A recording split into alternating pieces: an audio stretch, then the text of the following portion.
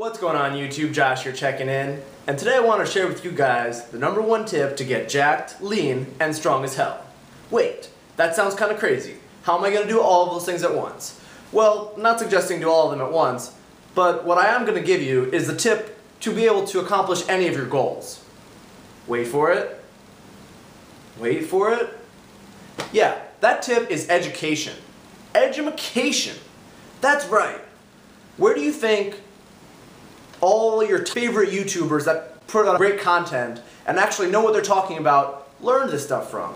Look at guys like Omar, look at Johnny Candido, look at Sebastian from Sebastian Fitness Solutions. Those guys are really smart, they put out great content, and they know their stuff. But what do you think, that just by divine intervention they learned all of this information? Clearly not. You know, certainly in the fitness world, it's a combination of science and practice. And the practice component is something that you kind of will pick up with experience. It's something that is great if you have the opportunity to train with people who have a lot more experience and they can share their experiences with you. I think that's where you'll pick up the practice aspect. But you can't just be a purely practice guy, because then you're practicing bro science. On the other side, you have the actual science behind fitness, exercise, nutrition, things like that. And where do you learn about the science? Well, textbooks, right? You can learn about science from the internet, reading articles, things like that. So it's got to be a combination of the two, and the thing is, it's never too early to get started learning about these things. Yes, as a beginner, you'll make noob gains.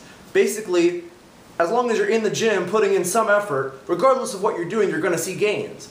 But there comes a point in your lifting career, and same with nutrition, where, you know, those initial results that you were getting as a beginner are just not going to continue at that rate. And you need to become a little bit smarter with your training and your nutrition.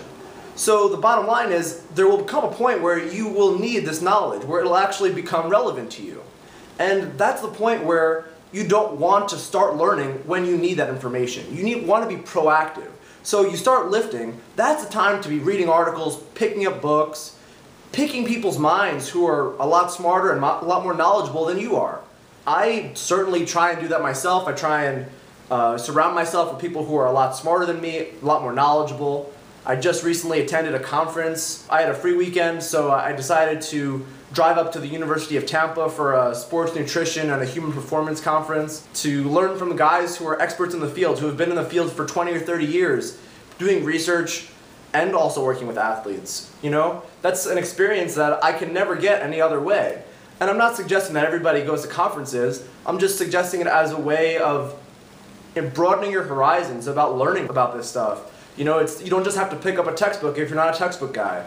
But my point is really, you know, there's a lot of great information on YouTube, but you need to really expand your horizons.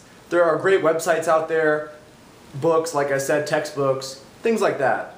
And then one last note I want to say about this is, when you're looking at articles online, and if you're looking at research, primary research papers, you need to do your best to be critical with this information, okay? Just because some guy with a PhD says whatever, that doesn't necessarily mean it's true. You need to look at all this information with a critical lens. You need to ask yourself, you know, maybe are the results of the study, did they happen because it was a good study and whatever they were studying actually worked out, or were there flaws in the study? And are these results maybe due to some other cause? Things like that. That's basically all I have to say, guys. You know, the bottom line is, there's so many people out there who are looking for the quick fix, who will spend hundreds of dollars on supplements every month. Meanwhile, these two books, Super Training and Science Practice of Strength Training, which are only a few of the books I have, most of my books are on ebooks, I've spent maybe $150 total on books, far more valuable than $10,000 worth of supplements. But a lot of people aren't really willing to put in the time to read these kinds of things and expand their knowledge. And that's really the most underutilized training tip. You know, in the gym and in the kitchen, fitness and nutrition hand in hand. So actually, I think it would be great if you guys were to comment below, what are some of your favorite resources for learning about fitness and nutrition on the internet, books, things like that. So I hope you guys enjoyed the video. If you liked the video, be sure to give it a like. And if you're not a subscriber, please subscribe. I'll catch you guys next time. Peace.